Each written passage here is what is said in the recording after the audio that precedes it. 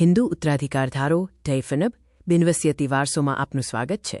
આ ધારો વસિયત વગર ગુજરી જનાર હિન્દુ પુરુષની મિલકતની વહેંચણી માટે છે, જે ફેમિલી લોનો એક મહત્વપૂર્ણ ભાગ છે.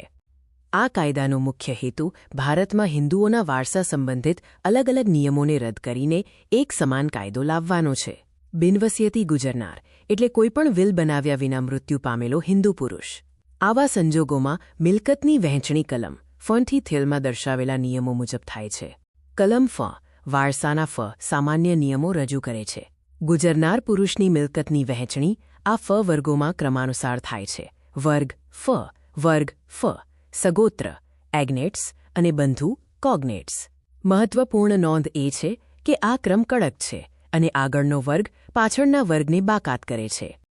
વર્ગ 1ના વારસદારોમાં ગુજરનારના સૌથી નજીકના પારિવારિક સભ્યોનો સમાવેશ થાય છે, જેમ કે માતા, પત્ની, પુત્ર અને પુત્રી.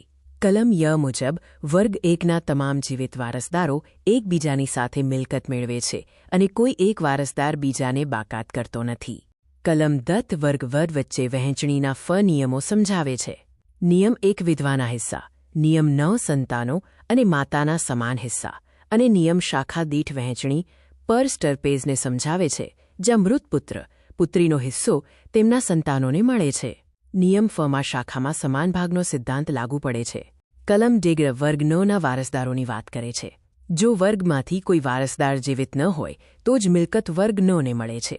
વર્ગ 9માં એન્ટ્રીઓ છે અને વહેંચણી એન્ટ્રીના ક્રમ મુજબ થાય છે, જેમાં એક જ એન્ટ્રીમાં રહેલા તમામ વારસદારોને સમાન હિસ્સો મળે છે. કલમ સગોત્ર એગ્નેટ્સ અને કલમ બંધુ કોગ્નેટ્સને વ્યાખ્યાયિત કરે છે.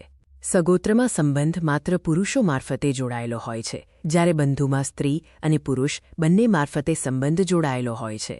આ વારસદારોને મિલકત ત્યારે જ મળે છે જ્યારે વર્ગ 1 અને વર્ગ 9માંથી કોઈ જીવિત ન હોય.